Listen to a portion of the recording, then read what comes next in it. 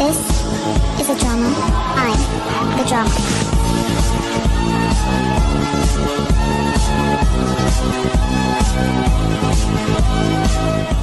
សួស្តីអ្នកគ្នាតោះយើងទៅមើលរឿងរបស់យើងភាគទី4ជាបន្តទៀតស្រាប់តែយើងឃើញហ៊ីថេកំពុងតែសម័យឃើញថាជំងឺរបស់កាំងសុខឈុលមិនដឹងថានាងអាចទ្រាំទ្របានយូរប៉ុណ្ណាហើយហ៊ីថេតែងតែត្រូវបានគេបង្ខំឲ្យរៀនខ្លាចទៅជាគ្រូពេទ្យប៉ារបស់គេទទួលយកគេជាកូនដោយសារតែគេនឹងមានប្រយោជន៍ហើយហ៊ីថេក៏បានសម័យឃើញរូបភាពជាច្រើនដែលធ្វើឲ្យគេនឹងតក់ស្លុតខ្លាំងមែនទែនដល់តែគេភ្ញាក់មកគេឡើងភ័យអស់ហើយពេលនេះគេឡើងកំពុលមុខខ្លាំងមែនទែនទៅតែភ្ញាក់ពីគេងផងប៉ារបស់ជីនអាក៏មកសួរតើលោកគ្រូភ្ញាក់ហើយមែនទេហើយមើលទៅប៉ារបស់ជីនអានេះអត់ទាន់ស្វាងស្វឹងទេចំណែកហ៊ីថេគ្រាន់តែភ្ញាក់ឡើងមកហ្នឹងក៏សួររកម្យងហ៊ីភ្លាមតែបានអីម្យងហ៊ីគេមកធ្វើការបានឃើញថាម្យងហ៊ីយើងធ្វើការហ្នឹងព្រលឹងអត់នៅខ្លួនទេណាកំពុងតែនឹកដល់អូប៉ាហ៊ីថេណូការប្រយុទ្ធមិញហ៊ីថេបានលេងហ្គីតាជើងឲ្យម្យងហ៊ីស្ដាប់យ៉ាងពីរោះរួចហើយក៏បាននិយាយថាម្យងហ៊ីខ្ញុំបានត្រៀមចិត្តសម្រាប់ការឈឺចាប់រួចហើយសាឡបងតាក់ទងគ្នាជាមួយខ្ញុំក្នុងកំឡុងខែឧសភានេះបានទេតាមពិតទៅដោយសារតែម្យងហ៊ីនាងត្រូវទៅរស់នៅបរទេសហ៎អញ្ចឹងហើយបានជាហ៊ីថេគេសុំតាក់ទងតែមួយខែអូពេលនោះម្យងហ៊ីបានឆ្លើយថាចាំលើកក្រោយពេលដែលលោកលេងស្វឹងខ្ញុំនឹងឲ្យចម្លើយទៅលោកនឹកឃើញអញ្ចឹងហើយម្យងហ៊ីក៏អង្គុយញញឹមអញ្ចឹងយើងអាចដឹងហើយណោះថាចម្លើយម្យងហ៊ីយ៉ាងណាឬហើយអ្នកគ្រូពេទ្យម្នាក់ក៏មកប្រាប់ម្យងហ៊ីមុនបាយថ្ងៃត្រង់លោកប្រធានឲ្យចូលទៅជួបគាត់មួយផ្លែតម្យងហ៊ីក៏យល់ព្រមតាមនឹងអញ្ចឹងទៅតែអ្នកគ្រូពេទ្យនឹងមើលទៅម្យងហ៊ីដូចជាក្តៅខ្លួនដោយសារតែឃើញមុខរបស់ម្យងហ៊ីក្រហមតិចតិចហ៎ម្យងហ៊ីក៏ថាដោយសារតែនាងត្រូវកម្ដៅថ្ងៃហ្នឹងណាតាមពិតទៅដោយសារតែនឹកឃើញដល់ហ៊ីថេសោះឥឡូវនេះគេចាប់ផ្ដើមមានស្នេហាហើយនេះចំណែកហ៊ីថេវិញគេមករកប្រធានមន្ត្រីពេទ្យឈួយដើម្បីនិយាយពីថ្ងៃផ្ទេកាំងហ៊ីឈុលមកមន្ត្រីពេទ្យនេះដោយសារតែខាងមន្ត្រីពេទ្យនៅឯសេអ៊ូលឲ្យបញ្ជាក់ជាមួយនឹងខាងមន្ត្រីពេទ្យនៅខ្វាំងជួយបានច្បាស់លាស់បើចេះតែរុញឲ្យគ្នាទៅវិញទៅមកមិនដឹងថ្ងៃណាបានផ្ទេទេអញ្ចឹងហ៊ីថេក៏កំណត់យកថ្ងៃទី13លោកឈួយក៏ឆ្ងល់ថាតើហ៊ីថេមានទំនាក់ទំនងអីជាមួយនឹងចាងសុកឈុលទៅព្រោះបើមើលតាមឯកសារទៅមិនមែនជាសាច់ញាតិផងហើយក៏មិនមែនជាប្តីប្រពន្ធអីនឹងគ្នាទៀតហេតុអីក៏ចំណាយពេលចំណាយលុយកាក់ចំណាយកម្លាំងម្លេះហ៊ីថេគេថាចាត់ទុកថាជាជនរងគ្រោះនិងជនល្មើសក៏បានដែរហើយរឿងក៏បានកាត់មកបរិសម្នាក់ដែលគេបានសរសេរសម្បត្តិទៅកាលពីថ្ងៃមុនម្នាក់ហ្នឹងឯងគេមានឈ្មោះថាគឹមខ្យងស៊ូកំពុងតែសរសេរអីមិនដឹងទេក៏ស្រាប់តែមេគេមកដាក់ក្បាលគេផោះព្រោះថាគេឲ្យមកវឹកហាត់មិនមែនឲ្យមករៀនទេគ្នារបស់គេក៏មកវាយគេមួយទៀតហើយដោយម្នាក់ហ្នឹងគេមានឈ្មោះថាខ្វាងខ្ជូក៏ថាឲ្យម្នាក់នេះពិតជាបង្ករឿងរហូតមែនហើយនេះក៏អញចេះតែយឺតយ៉ាវធ្វើឲ្យយើងក្តៅក្រហាយរហូតអញ្ចឹងម្នាក់ប្រុសដែលវាយក្បាលគេមុនហ្នឹងគឺជាមេកងមានឈ្មោះថាសាំងភ្យោឃើញกระดาษហ្នឹងហើយក៏លន់មាត់ថាមើលចោះចង់តាក់ទងទៅមិត្តភក្តិនៅខាងក្រៅមែនទេចាប់ពីពេលនេះទៅអញត្រូវហាមឃាត់មិនឲ្យផ្ញើសម្បត្តិឬក៏ខលទៅក្រៅដាច់ខាតដូច្នេះហើយខ្ជុងស៊ូក៏យល់ព្រមតាមនឹងអញ្ចឹងទៅចំណែកឯហ៊ីថេក៏បានតាក់ទងទៅមន្ទីរពេទ្យនៅឯសេអ៊ូលដើម្បីផ្ទេរអ្នកជំងឺមកមន្ទីរពេទ្យនៅឯខ្វាំងជូនៅសប្តាហ៍ក្រោយខាងមន្ទីរពេទ្យសេអ៊ូលគេឲ្យថ្ងៃទី15តែហ៊ីថេគេសុំពន្លឿនជាងនឹងតិចមករីឯម្យងហ៊ីវិញនាងដើរមកហ្នឹងក៏ឃើញហ៊ីថេកំពុងតែនិយាយទូរស័ព្ទមើលទៅនាងដូចជាសប្បាយចិត្តណាស់ក៏តកេះហ៊ីថេពីក្រោយទៅតែពេលដែលហ៊ីថេងាកមកទឹកមុខរបស់គេអត់ស្រស់បោះសោះអញ្ចឹងហើយម្យងហ៊ីក៏ដូចជាអន់ចិត្តដែរហើយហ៊ីថេគេក៏ជុំនិយាយទូរស័ព្ទត្រឹមហ្នឹងទៅណាគេក៏ប្រាស្តាយញញឹមរបស់គេញញឹមដាក់ម្យងហ៊ីវិញញញហ៊ីក៏សួរតើខ្យល់អីបាក់លោកមកទីនេះហ៊ីថេក៏ធ្វើជាឆ្លើយថាដោយសារតែគេស្វឹងពីយប់អញ្ចឹងហើយគេចង់មកដាក់សរោមអីអញ្ចឹងណាប៉ុន្តែម្យងហ៊ីគិតថាមិនមែនអញ្ចឹងទេនាងក៏ឆ្ងល់តើមានរឿងអីកើតឡើងមែនទេហ៊ីថេក៏ប្រកែកថាគ្មានអីឡើយហើយគេថាម្យងហ៊ីដូចជាហួសហេតុណាស់ចេញមកគួរណាតែដាស់គេផងទុកឲ្យគេគេងតែម្នាក់ឯងហើយក៏បាត់ស្មៅអញ្ចឹងមែនទេញញហ៊ីក៏តបដោយសារតែខ្ញុំឃើញលោកគេងស្មុកខ្លាំងពេកហ្នឹងណាហើយនាងក៏ចង់ដឹងពីរឿងរបស់ហ៊ីថេទៀតប៉ុន្តែហ៊ីថេក៏និយាយកានខ្ញុំគេងស្មុកអញ្ចឹងមែនទេលួចសម្លឹងមើលមុខខ្ញុំពេលខ្ញុំកំពុងគេងញញហ៊ីក៏ឆ្លើយថានរណាថាខ្ញុំមើលមុខលោកនោះគឺដោយសារតែលោកស្មុកខ្លាំងពេកហ្នឹងដល់ចឹងទៅហ៊ីថេក៏សើចទៀតហើយនិយាយពីថាប៉ែនឹងញញឹមស្រស់ហ្មងណាហើយគេអត់និយាយច្រើនទេអញ្ចឹងក៏អញ្ចឹងទៅបន្តិចទៀតពេលរសៀលគេមានម៉ោងបង្រៀនគួរអញ្ចឹងគេប្រាប់ញញហ៊ីចាំជួបគ្នានៅផ្ទះណាណែគេធ្វើដូចជាផ្ទះនឹងផ្ទះគេអញ្ចឹងណាគេនិយាយអញ្ចឹងទៅគេមានអារម្មណ៍ថាពីរអ្នកគេដូចរស់នៅផ្ទះជាមួយគ្នាអញ្ចឹងគេសួរញញហ៊ីតើមែនអត់ញញហ៊ីនឹងអៀនហើយនឹងថាគ្មានផ្លូវទេឬហើយនឹងក៏ច្រានហ៊ីថេឲ្យប្រញាប់ចេញទៅតែមុននឹងហ៊ីថេទៅគេថាចាំជួបគ្នាណាចាំមើលថាតើញញហ៊ីព្រមតាក់ទងគ្នាជាមួយនឹងហ៊ីថេអត់ណោះមិនណោះអត់ឃើញហ៊ីថេម្លឹករឿងនឹងទៀតនេះឬហើយញញហ៊ីក៏មកដាក់ពាក្យលាឈប់ពីការងាររបស់នាងហើយតាំងពីនាងចូលធ្វើការមកមេរបស់នាងតែងតែលឺនាងនិយាយទៅរៀននៅបរទេសរហូតដល់ឥឡូវនេះនាងដាច់ចិត្តមែនតើណាយ៉ាងណាក៏ដោយនាងក៏មិនអាចឈប់ភ្លាមបានដែរតើដាច់ខែហ្នឹងតែមិនអីទេញញហ៊ីនឹងខំប្រឹងធ្វើការឲ្យមិននាងចាក់ចេញក៏បារម្ភអីបន្ទាប់មកទៀតញញហ៊ីនាងក៏ខលមកស៊ូយុនដោយនាងសួរស៊ូយុនតើមានពេលទំនេរទេស៊ូយុនវិញនាងស្មានតែហ៊ីថេបង្ករឿងឈួតអីទៀតហើយតែមែនទេញញហ៊ីគ្រាន់តែប្រាប់ពីរឿងដែលនាងជប់ពីការងារហ្នឹងណាអញ្ចឹងស៊ូយុននាងថាបន្ទាប់ពីធ្វើការហើយចាំមកផ្ទះយើងមកចំណែកឯប៉ាស៊ូចាន់វិញពេលនេះកំពុងតែធ្វើការរបស់គេណាស៊ូយុនក៏មកសួរបងប្រុសតើអត់ទៅធ្វើការទេស៊ូចាន់គេធ្វើការពីផ្ទះដោយសារតែថ្ងៃនេះមីងគេមកលេងលើថាមីងមកលេងអញ្ចឹងស៊ូយុនក៏ចង់មកបួនញញហ៊ីទៅនិយាយគ្នានៅខាងក្រៅវិញព្រោះអីដោយសារតែនាងធុញនឹងមីងរបស់នាងរអ៊ូខ្លាំងណាស់គ្រាន់តែលើឈ្មោះញញហ៊ីស៊ូចាន់ក៏ប្រតិកម្មតែម្ដងគេថាហេតុអីក៏ចាំបាច់ទៅនិយាយខាងក្រៅនិយាយនៅផ្ទះហ្នឹងហើយមានម្ហូបញ៉ាំច្រើនផងតាមពិតទៅគេចង់ជុំញញហ៊ីសោះហ្នឹងមីងរបស់ពួកគេនឹងឈប់រអ៊ូហើយបន្ទាប់ពីស៊ូយុនរៀបការរួចពេលនោះគាត់នឹងរអ៊ូដាក់ស៊ូចាន់វិញម្ដងស៊ូយុនក៏តបដល់ណាថាខ្ញុំរៀបការទៅអញ្ចឹងស៊ូចាន់គេថាបើសិនជាអញមិនរៀបការចង់ឲ្យបងរៀបការជំនួសមែនទេ ហេតុអីទៅឬមួយក៏ពីរអ្នកឯងឆ្លោះគ្នាទៀតហើយពេលនោះផងដែរក៏មានទូរស័ព្ទនរណាគេមិនដឹងទេខលមកផ្ទះរបស់គេហើយអ្នកមីងមេផ្ទះប្រាប់ថាខលច្រឡំលេខប្រមាណដងហើយប៉ុន្តែនៅតែខលមកដដែលស៊ូយិនក៏ឆ្ងល់ថាតើនរណាគេទៅអ្នកមីងក៏ដឹងដែរម្នាក់នឹងខលមកតាំងពីព្រឹកមកម្លេះដោយចេះតែសួររកគ្រឹះស្ថានរបស់ពុំចំណែកឯអូប៉ាស៊ូចាន់ក៏ទទួលបានទូរស័ព្ទនឹងដូចគ្នាដោយគ្រឹះស្ថានរបស់ពុំនឹងឈ្មោះថាជីយេយើងក៏ឃើញទឹកមុខរបស់ស៊ូយិនពិតជាភ័យមែនទែនមិនដឹងថាស៊ូយិននឹងកាត់អីទេថែមទាំងធ្វើឲ្យទឹកកពុបពេញនឹងទៀតនាងក៏ប្រាប់បងនាងថាបងប្រុសខ្ញុំមានកន្លែងដែលត្រូវទៅប៉ុន្តែឥឡូវនេះស៊ូចាន់គិតថាម្យ៉ាងហីកំពុងតែមកហើយនឹងនាងផ្ដាំឲ្យម្យ៉ាងហីទៅចាំនៅក្នុងបន្ទប់របស់នាងសិនទៅហើយនាងយកលុយមួយចំនួនរបស់ស៊ូចាន់ហើយក៏រត់ចេញទៅបានដល់ចឹងទៅស៊ូចាន់គេឆ្ងល់ហើយណាគេខំហៅស៊ូយិនមិនក៏ស៊ូយិនអត់ឈប់ដែររួចហើយស៊ូយិនក៏មកដល់ផ្ទះមួយនាងគោះទ្វារដោយប្រាប់ថានាងមកពីគ្រឹះស្ថានរបស់ពុំជីយេនាងបានទិញនំខ្លះមកឲ្យបរិសម្នាក់តែយកអត់ទាន់ដឹងថាគេជាណាគេទេបរិសម្នាក់ហ្នឹងគេឃ្លានខ្លាំងណាស់គេញ៉ាំយកតែម្ដងនាងឃើញអញ្ចឹងនាងក៏ប្រាប់ថាឲ្យញ៉ាំយឺតទៅបរិសម្នាក់ហ្នឹងផងដែរគេមានឈ្មោះថាវ៉ុនសកគេក៏សុំទោសដែរដោយសារតែគេមិនដឹងថាតាក់ទងទៅណាគេបានទេសូម្បីតែអ្នកផ្ទះគេហ្នឹងក៏គេមិនអាចតាក់ទងទៅបានទៀតនាងក៏សួរនៅសេអ៊ុលមានសេចក្តីសម្រេចអ្វីហើយឬនៅវ៉ុនសកក៏ប្រាប់ថាពួកគេនឹងបន្តតាមខ្សែបន្ទាត់នៃការតស៊ូនយោបាយនៅថ្ងៃទី9ប្រធាននិស្សិតនឹងប្រជុំគ្នានៅសាកលវិទ្យាល័យកូរ៉េហើយគេក៏ចង់ដឹងពីស្ថានភាពនៅសាលារបស់ស៊ូយុនវិញយ៉ាងម៉េចហើយស៊ូយុនក៏ប្រាប់ទៅថាស្តៀងតែគ្នាទេពួកយើងនឹងផ្លាស់ប្ដូរទិសដៅនៃការតស៊ូដោយចាប់ផ្ដើមទាមទារការលុបច្បាប់បញ្ញាសិក្បហើយក៏បន្តសហការជាមួយសាកលវិទ្យាល័យចូលសុនផងដែរពួកគេនឹងខំប្រឹងអស់ពីសមត្ថភាពអញ្ចឹងហើយកុំបារម្ភអីឬហើយក៏ស្រាប់តែមាននារីម្នាក់មកគោះទ្វារគេដោយប្រាប់ថាវ៉ុនសកអាសាំងមានគេខលមកពេលដែលឮថាសាំងមានអញ្ចឹងស៊ូយុននឹងខំតែអណាប៉ុន្តែហេតុអីក៏នារីម្នាក់នោះស្គាល់ឈ្មោះរបស់វ៉ុនសកបើវ៉ុនសកមិនដែលប្រាប់ឈ្មោះគេទៅកាន់នាងផងហ្នឹងដល់ចឹងទៅស៊ូយុនក៏ខំរត់ទៅទប់ទ្វារយ៉ាងលឿនបរិសម្នាក់នៅខាងក្រៅនិយាយថាវ៉ុនសកកំធ្វើឲ្យរឿងកាន់តែអាក្រក់ជាងនេះអីហើយស៊ូយុនប្រាប់វ៉ុនសកថាកំពុងធ្វើអីនឹងឆាប់ចេញឲ្យលឿនទៅយើងក៏មិនដឹងថាពួកគេជាណាគេហើយមានរឿងអីខ្លះដែរណាចំណែកឯម្យ៉ាងហ៊ីវិញកំពុងតែអង្គុយចាំស៊ូយុននៅក្នុងបន្ទប់នាងចាំយូរទៅក៏យូរទៅនាងក៏ឆ្ងល់តើស៊ូយុនហេតុអីក៏មិនទាន់មកវិញទៀតចំណែកឯអូប៉ាស៊ូចាន់គឺថាគេមិនរួចពីកណ្ដាប់ដៃរបស់អ្នកមីងគេទេឥឡូវនេះអ្នកមីងរបស់គេកំពុងតែណែនាំក្មេងស្រីទៅឲ្យគេណាគឺជាមនុស្សស្រីស្អាតមកពីគ្រួសារដ៏ល្អអីចឹងទៅតែស៊ូចាន់គេចង់ស្ដាប់ទេគេធុញហ្មងនិយាយទៅគេមិនចាប់អារម្មណ៍ការរៀបការដោយការផ្គូផ្គងទេដល់ចឹងទៅមីងគេក៏វាយគេយ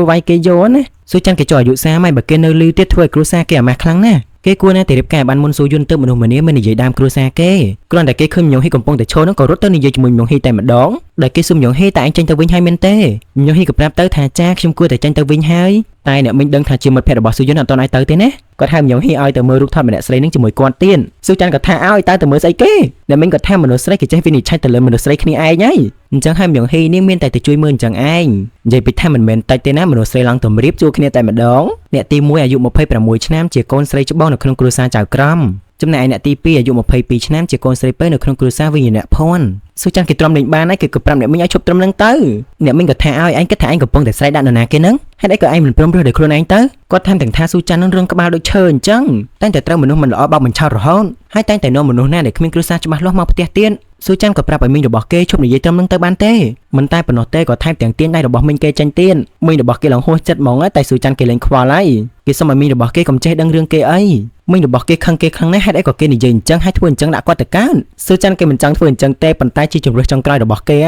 េហើយមួយណែនាំមនុស្សស្រីនៅពីមុខក្រាស់របស់គេនេះដូច្នេះហើយគេមានតែដេញអ្នកមីងរបស់គេទៅវិញអញ្ចឹងឯងគេក៏មិនសុំទុំយ៉ងហ៊ីថាអ្នកមីងរបស់គេតែងតែនិយាយត្រង់អញ្ចឹងយ៉ងហ៊ីក៏តបគាត់ធ្វើអញ្ចឹងដោយសារតែគាត់ចង់ឲ្យបងបានមនុស្សស្រីម្នាក់ដែលស័ក្តិសមនឹងបងនឹងណាមើលទៅពួកគេសុទ្ធតែជាមនុស្សល្អទាំងអស់តាស្រាប់តែស៊ូចាន់ក៏បញ្ញាប្រមូលរូបថតទាំងអស់នឹងទុកម្យ៉ាងហ៊ីក៏បន្តនិយាយទៀតប្រហែលជាអ្នកមីងពិបាកខ្លាំងណាស់ហើយដោយសារតែបងរើសខ្លាំងពេកស៊ូចាន់គេប្រាប់ថាអត់ទេបងមានរើសឯណាបងគ្រាន់តែមិនចូលចិត្តការណាត់ជួបតែប៉ុណ្ណោះរឿងនិស័យរវាងមនុស្សមិនអាចរៀបចំដោយការលេងបៀបានទេហើយវាក៏មិនមានរឿងដែលអាចបង្ខំបានដែរដូច្នេះម្យ៉ាងហ៊ីនឹងថាចាំនាងជួយរកឲ្យដែរអញ្ចឹងព្រោះថាម្យ៉ាងហ៊ីនឹងស្គាល់មនុស្សស្រីច្រើនណាស់ណានាងក៏ចង់ដឹងតើបងចូលចិត្តមនុស្សស្រីបែបណាទៅស្រាប់តែស៊ូចាន់ក៏មើលមុខរបស់ម្យ៉ាងហ៊ីតែម្ដងគេចង់បញ្ជាក់ថាគេស្រឡាញ់ម្យ៉ាងហ៊ីហ្នឹងហើយតែគេក៏និយាយថាជាមនុស្សម្នាក់ដែលដូចជាផ្កាព្រៃទោះជួបការលំបាកប៉ុណ្ណាក៏មិនបោះបង់ចោលក្តីសម័យរបស់ខ្លួនឯងរហូតដល់ទីបញ្ចប់ហើយនឹងលះបង់ដើម្បីគ្រួសារទោះជាយ៉ាងណាក៏មិនបង្ហាញថាខ្លួនឯងលំបាកដែរគឺជាមនុស្សស្រីដែលរឹងមាំអាចរស់នៅដោយខ្លួនឯងបានដល់ចឹងទៅម្យ៉ាងហ៊ីនឹងគិតថាគឺជាបងហ្នឹងគឺជាមនុស្សស្រីដែលមានអត្តចរិតដូចជាស៊ូចាន់ណាដល់ចឹងទៅនាងគិតថានាងពិបាករកខ្លាំ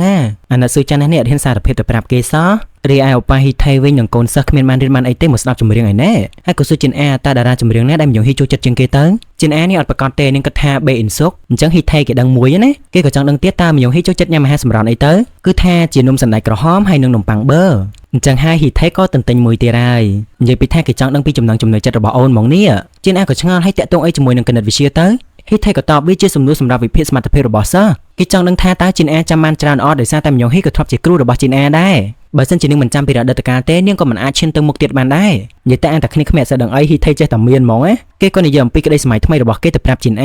ាបើសិនជាគេឈ្នះពានរង្វាន់នៅក្នុងការប្រកួតចម្រៀងនេះសិនគេនឹងយកបទចម្រៀងរបស់គេទៅចាក់នៅក្នុងកម្មវិធីវិទ្យុរបស់ជីនអាហើយពេលនោះ DJ នឹងនិយាយថាអ្នកផលិតកម្មវិធីរបស់យើងគឺជាមនុស្សដំបូងគេបង្អស់ដែលស្គាល់តន្ត្រីកោរូបនេះតែឯងអាចបំពេញក្តីសម័យរបស់បងបានទេជីនអាក៏សួរវិញអញ្ចឹងបងនឹងជួយសម្រេចក្តីសម័យរបស់ខ្ញុំដែរមែនទេនៅរដូវក្តៅនេះនាងចង់ទៅលេងសេអ៊ូលជាមួយនឹងហ៊ីថេដែរដើម្បីបានទៅស្ថានីយទូរទស្សន៍ TBC ហើយក៏ចង់ទៅលេងសាកលវិទ្យាល័យរបស់ហ៊ីថេដែរណាអញ្ចឹងហ៊ីថេគេឲ្យជីនអាសន្យាជាមួយគេសិនមកថាធ្វើកិច្ចការទាំងអស់ដែលគេដាក់ឲ្យកិច្ចការនឹងមិនមែនតិចទេណាគឺថាច្រើនស្លឹកមែនទែនហើយធ្វើតែ2ថ្ងៃទេមិនដឹងថាជីនអានឹងធ្វើការអត់ទេអ្នកនាងក៏បដិញ្ញាតាមនឹងអញ្ចឹងទៅនិយាយពីថាកូនសិស្សនិងគ្រូគេនឹងគឺថាត្រូវគ្នាដល់កហើយពេលដែលម្យ៉ាងហ៊ីដើរមកនាងឮសំឡេងអ្នកទាំងពីរស្រែកនឹងនាងក៏អត់សំណើចដែរឬហើយម្យ៉ាងហ៊ីនឹងឃើញនៅលើឡង់យេរបស់នាងសរសេរថាថ្ងៃស្អែកម៉ោង1នៅមជ្ឈមណ្ឌលកុមារកំព្រាសារ៉ាំងប្រហែលជាហ៊ីថេចង់ណាត់ជួបនាងឲ្យមកទៅវ៉ស្រាប់តែលើសំឡេងហ៊ីថេកហេមពីក្រៅមកឡើងខ្លាំងៗហ្មងគេកហេមនឹងគេចង់ហៅម្យ៉ាងហ៊ីចេញមកក្រៅគេធ្វើលេងទៅក៏ស្រាប់តែចេញជាក្អកមែនតែនម្យ៉ាងហ៊ីនឹងថាក្អកយ៉ាងនឹងប្រហែលជាកាត់ជំងឺសួតហើយមកទៅគឺថាហ៊ីថេគេចង់បបួលម្យ៉ាងហ៊ីទៅញ៉ាំនំប៉័ងជាមួយគ្នាដោយសារតែគេដឹងថាម្យ៉ាងហ៊ីចូលចិត្តញ៉ាំនំប៉័ងបឺឬមួយក៏ម្យ៉ាងហ៊ីចង់ស្ដាប់បទរបស់បេអ៊ីនសុកនៅហាងកាហ្វេទៅពួកគេក៏អាចទៅបណ្ណាគារអានសភៅកំណាព្យក៏បានដែរដល់ចឹងទៅម្យ៉ាងហ៊ីក៏ឆ្ងល់តើនរណាគេជាគ្រូបង្រៀនអ្នកណាគេជាសិស្សហ្នឹងព្រោះអីបើហ៊ីថេដឹងរឿងរបស់នាងអស់ហើយរួចហើយនាងក៏សួរតើលោកនឹងមិនប្រាប់ខ្ញុំថាហេតុអីលោកទៅមន្ទីរពេទ្យកាលពីថ្ងៃមិញទេមែនទេហ៊ីថេក៏ប្រាប់ថាខ្ញុំប្រាប់ហើយថាគ្មានអីទេដល់ចឹងទៅម្យ៉ាងហ៊ីកាន់តែសង្ស័យថែមទៀតព្រោះអីមើលទៅហ៊ីថេមិនមែនជាមនុស្សដែលចេះលាក់បាំងអីទេចុះហេតុអីបានជាហ៊ីថេមិនអាចប្រាប់នាងបានហ៊ីថេថាឲ្យចម្លើយគេសិនមកចាំគេប្រាប់អាយ៉ាចម្លើយអីចេះចម្លើយថ្ងៃមុននឹងមែនម្យ៉ាងហ៊ីក៏សួរចម្លើយហ៊ីថេក៏ប្រាប់ទៅថាពេលនេះគេមានស្វឹងស្រាទេដោយសារតែម្យ៉ាងហ៊ីថាចំពេលណាលោកអត់ស្វឹងចាំខ្ញុំឲ្យចម្លើយលោកឥឡូវនេះហ៊ីថេអត់ស្វឹងទេណាចាំមើលម្យ៉ាងហ៊ីឲ្យចម្លើយមិនទៅណែម្យ៉ាងហ៊ីនាងអៀនហើយនាងអត់ហ៊ានឆ្លើយទេនាងក៏កន្លោះឲ្យដាក់ហ៊ីថេបាច់តែម្ដងហើយក៏ដេញឲ្យហ៊ីថេឆាប់ចេញទៅហ៊ីថេក៏សួរហេតុអីមិនទាន់ត្រៀមខ្លួនរួចរាល់នៅក្នុងការឲ្យចម្លើយខ្ញុំមែនទេម្យ៉ាងហ៊ីថាខ្ញុំត្រូវរៀនទៀតហើយខ្ញុំធ្វើការវេនយប់ឥឡូវនេះខ្ញុំហត់ណាអញ្ចឹងលោកទៅវិញសិនទៅហ៊ីថេក៏យល់ព្រមតាមនឹងអញ្ចឹងទៅប៉ុន្តែថ្ងៃស្អែកនាងទំនេរអត់ម្យ៉ាងហ៊ីក៏ប្រាប់ថាអត់ទេហ៊ីថេក៏ស្រែកមកថានាងក៏ហត់ហើយតែម្យ៉ាងហ៊ីថាជាការពិតនាងមានកន្លែងដែលនាងត្រូវទៅហើយហ៊ីថេក៏សួរបែបងងអត់ណាទៅមួយណាគេប៉ុន្តែម្យ៉ាងហ៊ីថាលោកមិនដឹងទេថាទៅណានោះហ៊ីថេក៏តបទៀតស្អីគេតើកន្លែងនោះខ្ញុំមិនអាចទៅមែនទេម្យ៉ាងហ៊ីក៏ឆ្លើយថាបើសិនជាលោកចង់ទៅក៏ទៅដូច្នេះហើយហ៊ីថេក៏សប្បាយចិត្តហើយណាគេថាពិតមែនទេតែនាងប្រកាសទេដូច្នេះហើយម្យ៉ាងហ៊ីឲ្យជួបគ្នាម៉ោង11នៅចំណតឡានក្រុងទៅហើយហ៊ីថេជាអ្នកស្ម័គ្រចិត្តទៅដោយខ្លួនឯងទេណាហ៊ីថេគេក៏យល់ព្រមតាមនឹងអញ្ចឹងទៅតែប៉ុន្តែហ៊ីថេដឹងតែហត់ជួយការងាររបស់ម្យ៉ាងហ៊ីពេញហ្នឹងហើយព្រោះអីយើងឃើញថាថ្ងៃស្អែកនាងទៅមណ្ឌលកុមារកំព្រាចំណែកឯស៊ូយុនវិញត្រូវប៉ារបស់ហ៊ីថេចាំមកដល់កន្លែងរបស់គាត់តែម្ដងដែលប៉ារបស់ហ៊ីថេថាមិននឹកស្មានថាបានជួបនាងនៅទីនេះទេខ្ញុំមិនដែលគិតថានឹងបានជួបនាងនៅទីនេះឡើយហើយគាត់ឲ្យស៊ូយុនញ៉ាំអីសិនទៅដើម្បីមានកម្លាំងស៊ូយុនក៏និយាយថាខ្ញុំមិនដឹងអ្វីទាំងអស់ប៉ារបស់ហ៊ីថេក៏តបបើសិនជាឯងចង់និយាយអំពីបរិះម្នាក់ដែលបាននៅជាមួយឯងនោះគេត្រូវបានចាប់ខ្លួនហើយមើលទៅឯងត្រូវបានទុកចិត្តខ្លាំងណាស់នៅក្នុងក្រុមពួកគេទុកចិត្តឯងភ្លាមៗដែលគ្មានសង្ស័យឯងទាល់តែសោះស៊ូយុនក៏តបតើលោកតាមដានខ្ញុំមែនទេប៉ារបស់ហ៊ីថេថាគ្រាន់តែជាការចាប់អារម្មណ៍ទៅលើអនាគតកូនប្រសាតែប៉ុណ្ណោះស៊ូយុនក៏ឆ្លើយតើអ្នកណាថាខ្ញុំជាអនាគតកូនប្រសាលោកស្រាប់តែប៉ារបស់ហ៊ីថេសួរតើឯងមានចាំពីក្រុមហ៊ុនបងដកដែរឬទេប្រហែលជា10ឆ្នាំមុនវាជាក្រុមហ៊ុនដ៏ធំមួយនៅហូណាមបន្ទាប់មកពេលកំពុងពង្រីកអាជីវកម្មទូទាំងប្រទេសប្រធានក្រុមហ៊ុនថែមទាំងយកកូនប្រសាដែលធ្វើការនៅទីភ្នាក់ងារស៊ើបអង្កេតកណ្ដាលកូរ៉េទៀតខំប្រឹងអស់ពីសមត្ថភាពហើយប៉ុន្តែចុងក្រោយក៏បរាជ័យទីបំផុតក្រុមហ៊ុនត្រូវបានស៊ើបអង្កេតទៅលើពន្ធរហូតដល់បាត់ទ្វារចំណែកកូនប្រសាត្រូវបានធ្វើតំណែងឲ្យបញ្ជូនទៅខេត្តចូលឡាខាងត្បូងនេះហើយជារបៀបដែលអ្វីៗដំណើរការក្នុងវិស័យនេះពួកគេមិនដែលបង្ខំឯងឲ្យដើរតាមផ្លូវដែលពួកគេចង់បានដោយផ្ទាល់ឡើយពួកគេគ្រាន់តែធ្វើឲ្យមនុស្សនៅជុំវិញរងទុក្ខបន្តិចម្ដងរហូតដល់ឯងព្រមធ្វើតាមគ្រប់យ៉ាងដែលគេចង់បាននៅពេលណាដែលឯងនៅស្ងៀមឯងនឹងចាប់ផ្ដើមមានអារម្មណ៍ថាខ្លួនឯងអាក្រក់ជាងអ្នកដែលកំពុងតែធ្វើឲ្យមនុស្សគ្រប់គ្នារងទុក្ខទៅទៀតដោយសារតែឯងមិនព្រមនិយាយឬក៏បញ្ឈប់វាគឺថាប៉ារបស់ហ៊ីថេគាត់កំពុងតែចង់ក្រានរំលឹកទៅកាន់ស៊ូយុនថាអ្វីដែលស៊ូយុនកំពុងតែធ្វើនេះនាងកំពុងតែដើរផ្លូវខុសហើយស៊ូយុនវិញក៏វាយដៃប៉ារបស់ហ៊ីថេឡើងប្រអៅរបស់គាត់ហ្មងគាត់ថាប៉ារបស់ឯងប្រហែលជារវល់នឹងការងាររោងចក្រថ្មីណាស់ហើយដូច្នេះធ្វើពិធីភ្ជាប់ពាក្យឲ្យហើយទៅនេះក៏ជាដែនកំណត់របស់ខ្ញុំដែរលើកក្រោយត្រូវប្រកាសថាកំហួសដែនកំណត់ទៀតហើយគាត់ក៏បោះចោលក្បាត់កោរបស់គាត់បានស៊ូយុនធ្វើអញ្ចឹងទៅគាត់ខឹងដែរហ្នឹងណាហើយគាត់ឲ្យស៊ូយុនសម្រាប់សិនចុះហើយគាត់ក៏ដើរចេញទៅបាត់ទៅចំណែកឯស៊ូយុននាងរយំផងគ្នាដល់ទៅហ៊ីថេកំពុងតែយល់សប្តិអាក្រក់ទៀតហើយយល់សប្តិថាមានបរិម្នាក់ហៅឲ្យគេជួយចាងសុកឈុលផងដល់ទៅពេលគេជួយសុកឈុលទៅដៃរបស់គេប្រឡាក់ទៅដល់ឈាមហ្មងហើយគេពិតជាភ័យខ្លាំងមែនទែនស្របពេលនឹងដែរគេលើសំឡេងគោះទ្វារហ្នឹងគេក៏ភ្ញាក់ដឹងខ្លួនទៅភ្ញាក់មកហ្នឹងក៏អត់ស្រួលខ្លួនឯណាដោយសារតែយល់សប្តិអាក្រក់តាមពិតទៅគឺម៉ាក់ចុងរបស់គេគាត់គោះទ្វារចុងថេហ្នឹងណាយើងឃើញថាចុងថេគេរៀបចំឲ្យវ៉ាន់មកកបោបតែម្ដងគឺគេនឹងទៅរស់នៅកន្លែងវឹកហាត់របស់គេហើយម៉ាក់គេក៏ប្រាប់ថាចំលើកក្រោយទៅអូខេដោយសារតែគាត់ខ្លាចប៉ារបស់គេខឹងគេ តែជុងថៃថាចំពេលណាទៅដល់ឆ្នាំក្រោយម៉ាក់នឹងធ្វើឲ្យខ្ញុំលេងបានរត់ទៀតហើយម៉ាក់គេក៏ប្រាប់ឲ្យគេឈប់ធ្វើដូចជាកូនក្មេងទៀតទៅអញចង់ឲ្យម៉ាក់ពិបាកចិត្តទោះតែបានមែនទេជុងថៃក៏សួរហេតុអីក៏ម៉ាក់ត្រូវពិបាកចិត្តព្រោះតែបែបនេះហើយទើបគេទាំងអស់គ្នានិយាយពីក្រោយខ្នងថាម៉ាក់ជាប្រពន្ធចុងពេលដែលឮចឹងទៅម៉ាក់គេឡងអន់ចិត្តហើយស្របពេលហ្នឹងហ៊ីថៃគេបើកទ្វារមកគេថាគេចង់ទៅបន្ទប់ទឹកចំណែកជុងថៃគេមិនខ្វល់ទេគេក៏ដើរចេញទៅបន្ទាប់មកដល់ពេលញ៉ាំបាយប៉ារបស់គេក៏ឆ្ងល់ថាបាត់ជុងថៃទៅណាតើគេនៅតែគេងទៀតមែនទេប្រពន្ធគាត់ក៏ប្រាប់ថាគេទៅសាលាបារាយគេទៅតាំងពីព្រលឹមមកតែគាត់ឆ្ងល់ថាក្មេងបឋមសោះទៅតាំងស្មើនេះហ៎និយាយទៅប្រពន្ធគាត់អត់ហ៊ានប្រាប់គាត់ការពិតទេណាគាត់អត់ដឹងណែនឹងប្រហែលជាគេទៅធ្វើលំហាត់ហើយមើលទៅស្រាប់តែហ៊ីថៃក៏ប្រាប់បងទៅថាគេបានឃើញជុងថៃចេញទៅជុងថៃមិនមែនទៅធ្វើលំហាត់អីទេគឺថាគេទៅអានសភៅតាដោយសារតែគេបានណែនាំសភៅមួយចំនួនទៅកាន់ប្អូនគេហើយសភៅនឹងជុងថៃគួរតែអានមុនពេលគេចូលទៅកាន់មធ្យមសិក្សាគេបានបញ្យល់ប្អូនគេដែរថាការលេងកីឡានឹងគឺធ្វើឲ្យគេល្ងងវិញទេដូច្នេះជុងថៃក៏ប្រញាប់ទៅបណ្ណាល័យទៅអានសភៅទៅចឹងហើយម៉ាក់ចុងរបស់គេក៏បានរួចខ្លួនធូរទ្រង់មកពេលទៅណាប៉ុន្តែមើលទៅប៉ារបស់គេដូចជាមិនចង់ជឿមិនទេនេះគាត់ថានៅអាយុប៉ុណ្ណឹងណាគាត់នៅហត់ឆ្អែតហើយចំណែកឯមយ៉ងហ៊ីវិញពេលនេះនាងមកដល់ចំណតឡានក្រុងហើយកំពុងតែរកមើលឱប៉ាហ៊ីថៃប៉ុន្តែអត់ទាន់ឃើញហ៊ីថៃមកទេពេលហ្នឹងក៏ស្រាប់តែនាងឮហ៊ីថៃហៅនាងថាមយ៉ងហ៊ីហើយហ៊ីថៃគេលើកដៃបក់ផងរំផងនៅម្ខាងទៀតឯណោនិយាយពីថាសភាពចឹងទេប៉ុន្តែក៏ប្លែកហ្មងឬហើយអ្នកទាំងពីរក៏ជិះឡានក្រុងទៅជាមួយគ្នាទៅហ៊ីថៃក៏មិនមែនមកដៃទៅទេគេមានរបស់ផ្ញើមយ៉ងហ៊ីទៀតដោយគេមានពងមាន់ស្ងោរផងមានភេសជ្ជៈផងមិនតែប៉ុណ្ណោះទេក៏មាននំប៉័ងដែលមយ៉ងហ៊ីចូលចិត្តទៀតមយ៉ងហ៊ីក៏និយាយទាំងហួសចិត្តថាលោកមិនដឹងថាយើងកំពុងតែទៅណាផងហ្នឹងឬមួយក៏លោកគិតថាយើងកំពុងតែទៅពេជ្រនិចមែនទេហ៊ីថៃថាត្រូវឲ្យវាជាពេជ្រនិចមិនថាគេទៅណាទេឲ្យតែបានទៅជាមួយមយ៉ងហ៊ីគេក៏ចង់ដឹងវិញតាមមយ៉ងហ៊ីយកអីទៅខ្លះបង្ហាញគេមើលប៉ុន្តែមយ៉ងហ៊ីថានឹងមិនបានយកអីពិសេសទៅផងអត់យ៉ាងម៉េចទៅហ៊ីថៃក៏ឃើញឡើងមកកបោបយ៉ាងណាក៏ដោយក៏មយ៉ងហ៊ីអត់ឲ្យមើលដែរហ៊ីថៃក៏ឆ្ងល់តែនាងស្អប់ខ្ញុំមែនទេមយ៉ងហ៊ីថាអត់ទេហើយបើអត់ទេអញ្ចឹងឲ្យគេមើលមកដល់តែហ៊ីថៃបើកមើលទៅក៏ឃើញថាមាននំជាច្រើនមានទាំងនំមានទាំងស្ករគ្រាប់មិនតែប៉ុណ្ណោះទេថែមទាំងមានប្រេងខ្យល់ទៀតហ៊ីថៃគេស្មានតែមយ៉ងហ៊ីប្រើនឹងដើម្បីផ្ដាច់ការជួបបារីតើតែមិនអញ្ចឹងណាមយ៉ងហ៊ីនឹងខ្លាចថានាងពូឡានតើដូច្នេះហើយហ៊ីថៃគេក៏អស់សំណើចទៅគេកាន់តែស្គាល់មយ៉ងហ៊ីគេមានអារម្មណ៍ថាមយ៉ងហ៊ីដូចជាមនុស្សចាស់មិនទេលុះហ៊ីថៃមកអែមអញ្ចឹងគេខឹងហ៊ីថៃឲ្យក៏បោកមកគេវិញមកហើយចុះហ៊ីថៃអូទំនើបប៉ុណ្ណាទៅដល់ចឹងទៅនាងងហើ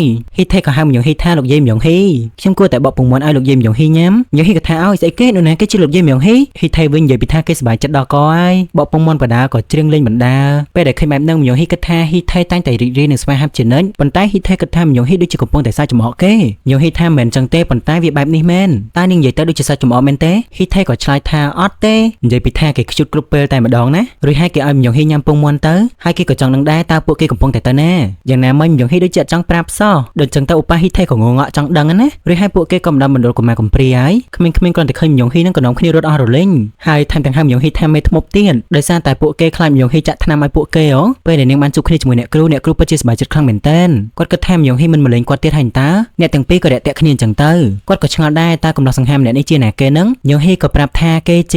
ាអាហ៊ីថៃវិញក៏និយាយកាត់ថាខ្ញុំគឺជានេះរបស់មយ៉ងហ៊ីតែអាពាក្យនេះនឹងមិនទាន់បាននិយាយទេមយ៉ងហ៊ីនិយាយកាត់វិញថាគេគឺជាគ្រូពេទ្យប្រហែលនេះនឹងគេចង់និយាយថាគេជាសង្សារនឹងគ្នាអញ្ចឹងដល់ចឹងទៅអ្នកគ្រូក៏សប្បាយចិត្តដែរដោយសារតែមានក្មេងខ្លះត្រូវជួបដុកទ័រឥឡូវនេះដុកទ័រក៏មកដល់កន្លែងតែម្ដងប៉ុន្តែហ៊ីថៃគេចង់ប្រាប់ថាគេមិនទាន់ខ្លាចជាដុកទ័រឯណាមយ៉ងហ៊ីក៏និយាយកាត់ទៀតហើយថាគេទើបតែខ្លាចជាគ្រូពេទ្យថ្មីអញ្ចឹងហើយហ៊ីថៃគេមានតែតាមនឹងអញ្ចឹងទៅតែមិនអីទេទុកចិត្តលើលោកគ្រូពេទ្យសង្ហាចោះដឹងតែគេធ្វើបានហ្មងតែបានអីហ៊ីថៃគេប្រាប់មយ៉ងហ៊ីត្រង់តែម្ដងថាមយ៉ងហ៊ីខ្ញុំមិនអាចពិនិត្យអ្នកជំងឺបានទេខ្ញុំប្រាប់នាងហើយថាខ្ញុំមិនទាន់បានបញ្ចប់ការសិក្សានៅឡើយទេតែមយ៉ងហ៊ីថាលោកបានប្រឡងជាប់ផ្នែកវិទ្យាសាស្ត្រហើយតើគ្រាន់តែលោកពន្យាពេលដើម្បីចូលប្រកួតចម្រៀងនឹងយ៉ាងណាក៏ដោយក៏ហ៊ីថៃគេមិនអាចធ្វើបានដែរគេសុំធ្វើអីផ្សេងវិញគេសម្អាតឬក៏ធ្វើការធ្ងន់ក៏បានដែរឬមួយក៏មើលថែក្មេងក៏បានដែរណាគឺថែមយ៉ងហ៊ីមិនមែនឲ្យហ៊ីថៃព្យាបាលពួកគេទេគ្រាន់តែពិនិត្យក្មេងៗតើនាងមិនបានសុំឲ្យវះកាត់អីឯណាគ្រាន់តែពិនិត្យមើលថាតើក្មេងៗមានសុខភាពល្អឬអត់ដូច្នេះហើយនាងក៏ឲ្យប្រដាប់ទៅឲ្យហ៊ីថៃទៅពិនិត្យណាចំណែកនាងមានការងារផ្សេងទៀតដែលត្រូវធ្វើហើយនាងទុកចិត្តទៅលើឱប៉ារបស់នាងថាអាចធ្វើបានចាប់ហើយហ៊ីថៃមិនដឹងថាត្រូវធ្វើមិនទេនេះបន្ទាប់មកមយ៉ងហ៊ីក៏ទៅបោកឲ្យក្មេងៗចំណែកហ៊ីថៃគេអង្គុយញញឹមនៅហ្នឹងហើយគេធ្វើអត់ចាញ់ទេឃើញថាក្មេងៗចូលចាំគេឡើងយូរហ្មងនេះមិនដឹងថាត្រូវធ្វើមិនគេក៏ចាប់ផ្ដើមពិនិត្យតែម្ដងទៅណាហើយមានអីគេចេះពិនិត្យដែរតើព្រោះអីគេឡើងសិស្សបកាយនៅក្នុងសាលាណាគ្រាន់តែថាគេមិនទាន់មានបទពិសោធន៍អីចឹងទៅញងហ៊ីនឹងឈប់មកពីក្រៅហើយក៏អស់សំណើចតែម្នាក់ឯងណាហើយហ៊ីថៃគេបកាយមែនតើឡើងដូចគ្រូពេទ្យជំនាញហ្មងលើកទី1របស់គេទេប៉ុន្តែធ្វើបានល្អខ្លាំងមែនទែនមិនដឹងថាខុសឬត្រូវទេគេចេះតែខំប្រឹងអស់ពីសមត្ថភាពទៅបន្ទាប់មកគេអស់កម្លាំងខ្លាំងណាស់គេឡើងចង់ស្លាប់នេះញងហ៊ីក៏មកសួរតែក្មេងៗប្រមាថមើលជាមនុស្សធំមែនទេនាងក៏មានជានំមួយកញ្ចប់ឲ្យឱប៉ាហ៊ីថៃដែរណាមើលទៅហ៊ីថៃដូចជាអស់កម្លាំងដល់ហើយនាងខំធ្វើការឡើងខ្លាំងជាងហ៊ីថៃទៅទៀតនេះនាងក៏សួរទៀតលោកម្នៃទេមែនទេមើលទៅលោកដូចជាបាច់ញើសខ្លាំងដល់ហើយហ៊ីថៃក៏ឆ្លើយថាដោយសារតែជាតិស្ករនៅក្នុងឈាមរបស់ខ្ញុំវាធ្លាក់ពេលនេះគេកំពុងតែឃ្លានផងញងហ៊ីក៏ដឹងចិត្តរបស់គេទៀតនិយាយទៅគេដូចចេះតាក់ទងគ្នាក្នុងចិត្តអញ្ចឹងណាហើយកម្លាំងរបស់គេក៏ចាប់ផ្ដើមមកវិញពេញបឹបតែម្ដងណែបើសិនជាញងហ៊ីបានហ៊ីថៃធ្វើជាសង្ ងសារណាប្រហែលជានឹងមិនចេះសេតទេមើលទៅចុះបើហ៊ីថេគឺថាចេះធ្វើឲ្យគេរីករាយរហូតមិនថាគេសេតមិនទេក៏គេនៅតែញញឹមដែរដោយសារតែហ៊ីថេគេនិយាយពាក្យសម្ដីផ្អែមល្ហែមពេកញោមហ៊ីប្រាប់ថាកុំឲ្យធ្វើជាអ្នកឯកទេសផ្នែកជើងណាប្រយ័ត្នស្វីតដាច់ជើងបានអញ្ចឹងហើយហ៊ីថេគេក៏អត់សំណើចដែរនាងសុំទៅបញ្ចប់ការងាររបស់នាងសិនហើយហ៊ីថេទៅសម្រាប់ចោះប៉ុន្តែហ៊ីថេគេចង់ទៅជួយការងាររបស់ញោមហ៊ីដែរញោមហ៊ីនៅឲ្យជួយឡាយដោយសារតែការងាររបស់នាងសល់តិចតួចទេនាងឲ្យហ៊ីថេញ៉ាំនំប៉័ងឲ្យឆ្ងាញ់ទៅណាដូច្នេះហើយហ៊ីថេក៏អង្គុយញ៉ាំនំប៉័ងដែលក្រាស់ឲ្យអញ្ចឹងទៅស្រាប់តែមានក្មេងស្រីម្នាក់មកឈរមើលមុខគេក្មេងស្រីម្នាក់នឹងគេចង់ញ៉ាំនំប៉័ងដែរហើយហ៊ីថេគេមានចេះកំណាញ់អីគេក៏ឲ្យមួយចំហៀងទៅចំណែកឯអ្នកគ្រូវិញណាគាត់មើលដឹងគាត់ឃើញញោមហ៊ីមើលទៅហ៊ីថេនៅក្នុងខ្សែភ្នែកមិនធម្មតាគាត់ក៏ចង់ដឹងតែអ្នកទាំងពីរស្គាល់គ្នាដោយរបៀបណាទៅដោយសារតែនេះជាលើកទី1ដែលញោមហ៊ីនាំនរណាគេម្នាក់មកទីនេះរត់ដងធ្លាប់តែនាំយាយគុណនឹងស៊ុនមីនមកទេញោមហ៊ីវិញនាងដូចជារៀងកាំងដែរណានាងថាហេតុអីក៏អ្នកគ្រូចាប់អារម្មណ៍ទៅលើទំនាក់ទំនងប្រុសស្រីអញ្ចឹងអ្នកគ្រូក៏ចង់នឹងទៀតតែជាទំនាក់ទំនងបែបម៉េចទៅគឺថែមញោមហ៊ីមិនចង់បានអីអញ្ចឹងទេដោយសារតែមួយជាប្រុសមួយជាស្រីនាងក៏និយាយអញ្ចឹងទៅស្រាប់តែហ៊ីថេក៏បីក្មេងស្រីមុននឹងរត់មករកញោមហ៊ីយ៉ាងលឿនមិនដឹងថានាងមានរឿងអីទេស្រាប់តែបែកយើងជោគហើយក៏សន្លប់ទៀតដូច្នេះហើយញោមហ៊ីក៏បញ្ញាពិនិត្យមើលទៅណានាងហៅថាយងមីឆាប់បើកភ្នែកឡើងប៉ុន្តែនាងហៅយ៉ាងម៉េចនឹងក៏យងមីមិនដឹងខ្លួនដែរនាងក៏សួរហ៊ីថេតើមានបានឲ្យនាងញ៉ាំអីអត់ហ៊ីថេក៏ប្រាប់ទៅគឺនំប៉័ងដែលនាងបានឲ្យខ្ញុំមកតាមពិតទៅដោយសារតែយងមីរលាកពោះវៀននាងត្រូវតមហាសិនហ៊ីថេគេភ័យបារម្ភឃើញយងមីគួតពីមុខគេទៀតគេកំពុងតែមានអារម្មណ៍ថាគេខុសណាតែមួយដោយសារតែគេមានអារម្មណ៍ដិតដាមពីអតីតកាលផងមៀវហ៊ីក៏ប្រាប់ទៅកាន់ហ៊ីថេដែរថាមិនអីទេស្រាប់តែនាងមើលមុខរបស់ហ៊ីថេទៅក៏ឃើញថាហ៊ីថេភ័យខ្លាំងមែនទែននាងខំហៅហ៊ីថេឡើងពី3ដងហើយនាងក៏ទៅយកទឹកបន្តិចសិនហ៊ីថេចង់ទៅជំនួសនឹងប៉ុន្តែអ្នកឲ្យទៅទេនាងឲ្យហ៊ីថេអង្គុយចុះហើយក៏សម្រាប់សិនទៅពេលដែលហ៊ីថេកំពុងតែឈរនឹងគេក៏នឹកឃើញដល់រឿងកាលពីមុនទៀតហើយដល់ពេលនោះមិត្តភក្តិរបស់គេម្នាក់តែងតែយកនរណាគេដែលមានរបួសឲ្យគេព្យាបាលឲ្យតាមពិតទៅហ៊ីថេគេប្រកែកនៅក្នុងការព្យាបាលជំងឺណាគេថែមទាំងចេះដេញមុខរបួសបានយ៉ាងល្អទៀតប៉ុន្តែអីដែលគេធ្វើនឹងសុទ្ធតែលួចលាក់ទេដោយសារតែគេមិនមែនជាពេទ្យអាជីពតែគេប្រកែកអញ្ចឹងដោយសារតែគេជាសិស្សប្រកែកនៅក្នុងសាលាណាមិត្តភក្តិរបស់គេនឹងជាអ្នកសរសេរចម្រៀងនិពន្ធចម្រៀងជាមួយគេអញ្ចឹងទៅហើយក៏មានគម្រោងនៅក្នុងការប្រឡងចម្រៀងជាមួយគ្នាទៀតមុននឹងពួកគេទៅវិញហ៊ីថេក៏បានផ្ដាំដែរថាកុំយកអ្នកជំងឺនេះមកឲ្យគេមើលទៀតឲ្យសោះណាតែបានអីពេលដែលហ៊ីថេកំពុងតែរៀនក៏ស្រាប់តែមិត្តភក្តិគេមកគោះទ្វារគេទៀតហើយលោកនេះមិនមែនធម្មតាទេគឺថារបួសធ្ងន់ធ្ងរតែម្ដងម្នាក់នោះគឺជាចាំងសុកឈុលនឹងមិនដឹងថានាងទៅត្រូវនឹងស្អីទេគឺថារបួសខ្លាំងយូរតែមែនទេណាពេលនេះជីបចរនាងចុះខ្សោយហើយឈាមក៏ហូរច្រើនទៀតដូច្នេះហ៊ីថេគេហ៊ានមើលទេគេថាគួរតែបញ្ជូនទៅមន្ទីរពេទ្យទៅប៉ុន្តែដោយសារតែមិត្តភក្តិរបស់គេមិនអាចបញ្ជូនសុកឈុលទៅមន្ទីរពេទ្យបានទេអញ្ចឹងហ៊ីថេគេស្គាល់គ្រូពេទ្យនៅ clinic ម្ដុំហ្នឹង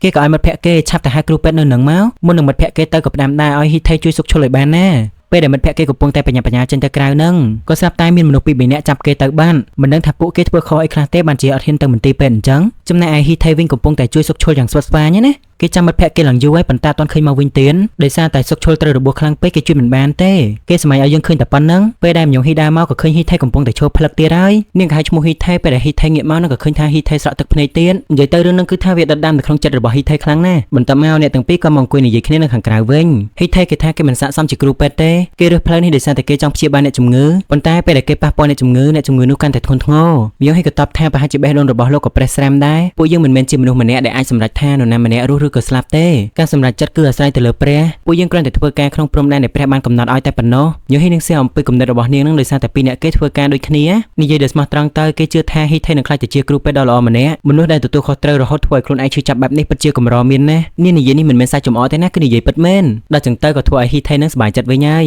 យស្រាប់តែញោមហ៊ីក៏ហុចដៃនាងឲ្យហ៊ីថេកាន់មកហ៊ីថេឃើញចឹងទៅគេភ្ញាក់ផ្អើលដែរហ្នឹងណាគេក៏បញ្ចេញដៃចង្អុលរបស់គេលេងសើចជាមួយញោមហ៊ីបន្តិចទៅប៉ុន្តែឱកាសល្អបែបនេះហើយគេមិននឹងឲ្យរំលងនោះគេក៏កាន់ដៃរបស់ញោមហ៊ីទៅណាងាយណាបានកាន់ដៃញោមហ៊ីនោះស្មានតែនាងឲ្យកាន់ងាយហើយពីរអ្នកគេក៏ដើរកាន់ដៃគ្នាអញ្ចឹងតែម្ដងអ្នកដូចគូសង្សារគ្នាអញ្ចឹង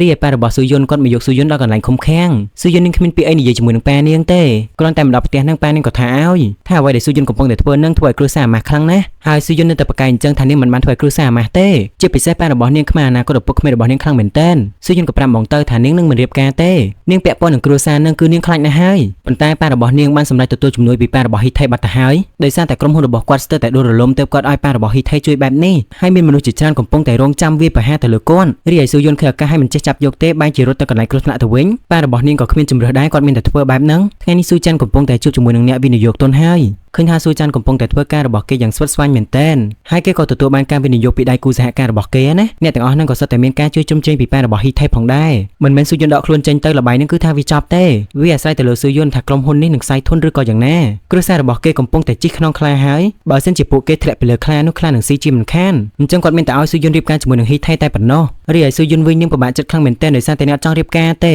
យើងងាកមកមើលហ៊ីថេនិងមយ៉ូហ៊ីវិញមើលឥឡូវនេះគេមកដល់ផ្ទះវិញហើយណាមយ៉ូហ៊ីក៏យកអីវ៉ាន់របស់នាងវិញនាងថានាងអាចកាន់ទៅបានហ៊ីថេក៏តបស្អីគេឲ្យខ្ញុំជូននាងចូលទៅចិត្តដល់ហើយតើមយ៉ូហ៊ីថាចិត្តដល់ហ្នឹងហើយបានខ្ញុំអាចទៅដល់ខ្លួនឯងបាននឹងហើយនាងខ្លាចថាចិនអាឃើញទៅយល់ច្រឡំអីអញ្ចឹងណាហ៊ីថេក៏ប្រាប់ឲ្យកុំបារម្ភអីនាងកំពុងតែខំប្រឹងធ្វើលំហាត់របស់នាងឯណោះតែយ៉ាងណាក៏ដោយក៏មយ៉ូហ៊ីនាងចង់ទៅតែម្នាក់ឯងដែរអញ្ចឹងហ៊ីថេក៏យល់ព្រមតាមនឹងអញ្ចឹងទៅថ្ងៃនេះគេពិតជាសប្បាយចិត្តខ្លាំងណាស់ដែលបានទៅពេជ្រនិចជាមួយមយ៉ូហ៊ីគេក៏សុំចាប់ដៃមយ៉ូហ៊ីមួយមកតែមយ៉ូហ៊ីក៏បញ្ចេញដៃចោលមួយដែរគេលេងស្ទាយតាមហ៊ីថេកាលពីថ្ងៃមិញនឹងឯងហើយមយ៉ូហ៊ីនាងក៏សប្បាយចិត្តដែរណានាងពិតជាអរគុណខ្លាំងមែនទែនរួចហើយនាងក៏ដើរទៅផ្ទះតែម្នាក់ឯងអញ្ចឹងទៅហ៊ីថេគេឈរមើលមយ៉ូហ៊ីពីក្រោយហើយគេក៏គិតក្នុងចិត្តថាងាកក្រោយមកងាកក្រោយមកងាកក្រោយម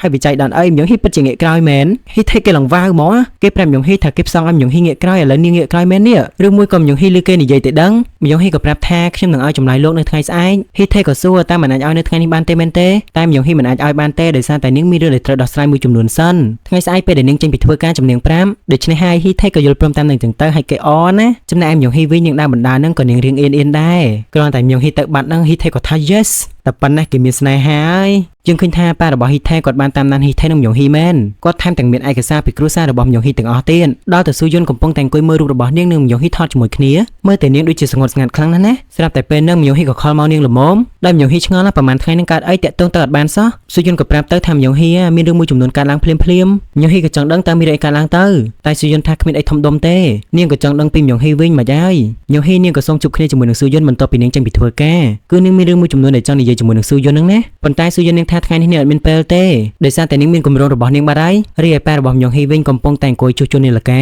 ក៏ស្រាប់តែមានបរិសម្នាក់យកនាឡិកាមកឲ្យគាត់ជួសជុលគាត់និយាយជាមួយបរិសម្នាក់ហ្នឹងគាត់បានមើលមុខទេណាពេលដែលគាត់យកនាឡិកាហ្នឹងមកមើលទៅក៏ស្រាប់តែគាត់ស្គាល់តែម្ដងម្នាក់នោះគឺជាប៉ារបស់ហ៊ីថេនឹងឯងប៉ារបស់ហ៊ីថេក៏និយាយឌឺទៀតណាគេហ្នឹងគឺជាយន្តឈុលមែនទេសុខសប្បាយចិត្តទេតើម៉ាក់របស់លោកនៅរស់ដែរឬអត់ប៉ារបស់មយ៉ូហ៊ីវិញក៏ប្រាប់ថាលោកចង់បានអីនិយាយមកតែប៉ារបស់ហ៊ីថេថាគ្មានអីផងគាត់គ្រាន់តែចង់បដូរថ្មនាឡិកាហើយគាត់ក៏ឆ្លៀតមកលេងមិត្តចាស់របស់គាត់បន្តិចទៅមិនតែប៉ុណ្ណោះទេក៏និយាយថាខ្ញុំឃើញកូនស្រីរបស់លោកសប្តាហ៍ថ្ងៃនេះដូចជាសប្បាយចិត្តណាស់កុំភ្លេចមើលថែនាងឲ្យបានល្អផងនាងមិនមែនជាក្មេងទេបើមានរឿងអីខ្ញុំមិនអាចអត់អន់បានឡើយដល់ចឹងទៅប៉ារបស់មយ៉ូហ៊ីគាត់ពិតជាខឹងខ្លាំងណាស់គាត់ក៏ឲ្យនាឡិកាទៅវិញហើយប្រាប់ថាមិនចាំឲ្យលុយគាត់ទេយ៉ាងណាមិញប៉ារបស់ហ៊ីថេគាត់ឲ្យលុយជាច្រើនហើយថាចាំជួបគ្នាលើក្រោយទៀតនិយាយចឹងហើយគាត់ក៏ដើរចេញទៅបាត់ទៅ